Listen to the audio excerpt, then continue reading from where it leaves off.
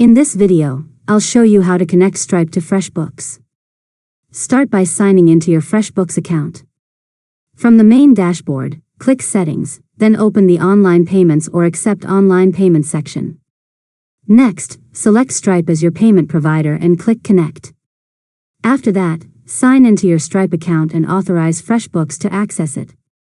If you don't have a Stripe account yet, follow the prompts to create one before continuing. Now return to FreshBooks and confirm that Stripe is connected successfully. Review your payment settings and make sure online payments are enabled for your invoices. Next, create a test invoice and send it to yourself or a test email address. Open the invoice and verify that customers can pay using Stripe.